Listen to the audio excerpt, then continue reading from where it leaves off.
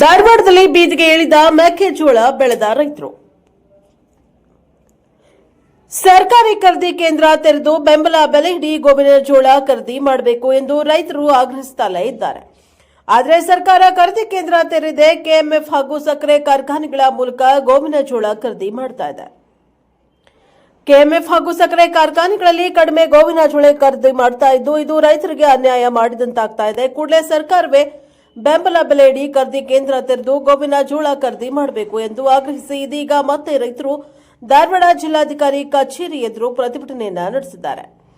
ರಾಜ್ಯ ಸರ್ಕಾರ ರೈತರ ನೆರವಿಗೆ ಬರ್ತಾ ಇಲ್ಲ, ಗೋವಿನ ಜೋಳಕ್ಕೆ ಬೆಂಬಲ ಬೆಲೆ ನಿಗದಿ ಮಾಡಿ ಖರೀದಿ ಕೇಂದ್ರ ತೆರೆಯಬೇಕು ಎಂದು ಆಗ್ರಹಿಸುತ್ತಾ ಬಂದಿದ್ರೂ ಕೂಡ ಸರ್ಕಾರ ಮಾತ್ರ ಮೊಂಡುತನವನ್ನ ಪ್ರದರ್ಶಿಸುತ್ತಾನೇ ಇದೆ.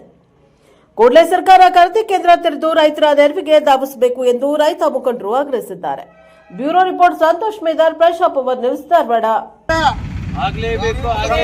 ಗೋವಿನ ಜೋಳ ಖರೀದಿ ಕೇಂದ್ರ, ಗೋವಿನ ಜೋಳ ಖರೀದಿ ಕೇಂದ್ರ,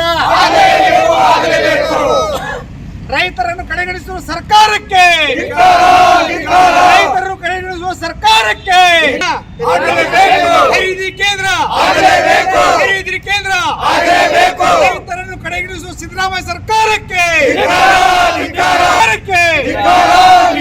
ಆಗಲೇಬೇಕು, ಆಗಲೇಬೇಕು. ಖರೀದಿಸಿ ಖರೀದಿಸಿ ಖರೀದಿಸಿ ಖರೀದಿಸಿ ಖರೀದಿಸಿ ಖರೀದಿಸಿ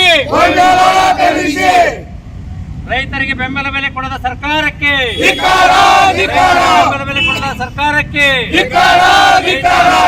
ಸರ್ಕಾರಕ್ಕೆ